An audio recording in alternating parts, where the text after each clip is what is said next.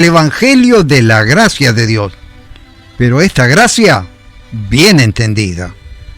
El apóstol Pablo, en Mileto, una ciudad griega que hoy pertenece a la nación de Turquía, allí él convocó a los ancianos de Efeso, una ciudad próxima, con el propósito de darle su último mensaje de despedida definitiva, porque él mismo dice así: ninguno de vosotros verá más mi rostro, pero de ninguna cosa hago caso, ni estimo preciosa mi vida, con tal que acabe mi carrera con gozo y el ministerio que recibí del Señor Jesús para dar testimonio del Evangelio de la gracia de Dios.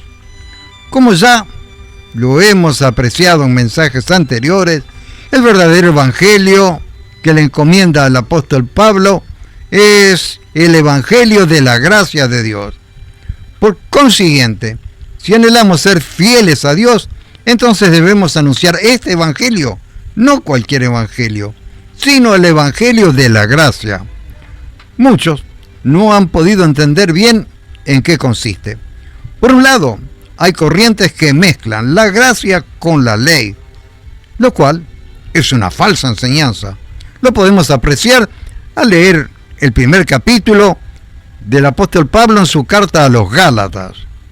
No obstante, hay otros, a los cuales me quiero referir hoy, que no han entendido la gracia de Dios y predican libertinaje, como si la gracia fuera un permiso para vivir en el pecado. El apóstol Judas nos enseña en su carta acerca de la existencia de falsos predicadores. Capítulo 1, único capítulo de Judas, ¿no?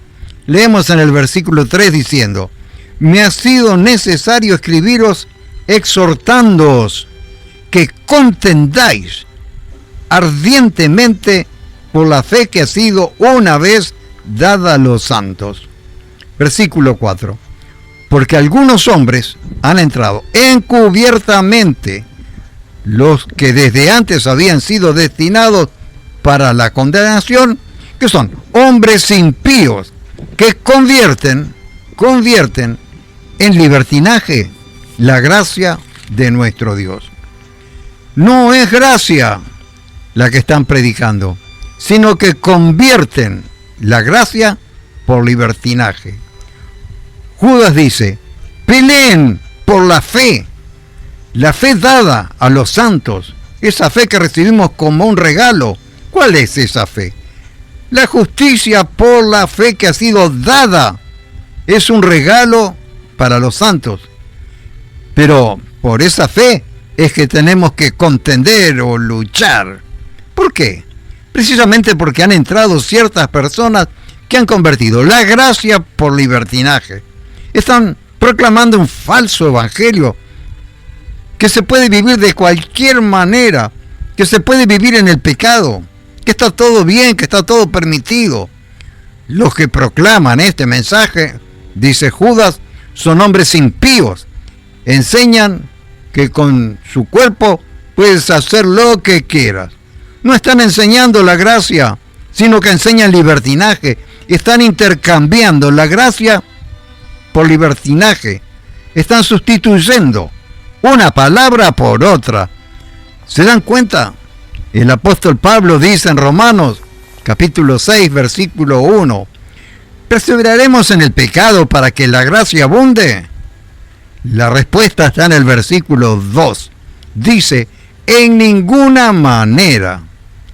Dicho en otros términos, ¿perseveraremos en el pecado para que la gracia abunde? Bajo ningún concepto. El apóstol Pablo es un predicador del mensaje de la gracia de Dios, y es el que nos enseña enfáticamente que debemos apartarnos de todo tipo de pecado. ¿Cómo lo explica en Efesios capítulo 5, versículo 5, donde también vemos las consecuencias de vivir en el pecado?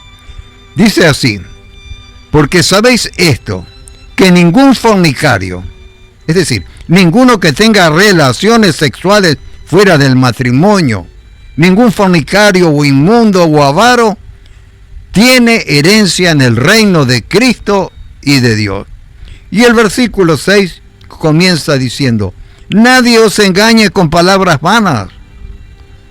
También podemos leer estas enseñanzas del apóstol Juan, en este caso en Apocalipsis 21:8, y dice, después de hacer una larga lista de pecados, dice, estos tendrán su parte en el lago de fuego y azufre.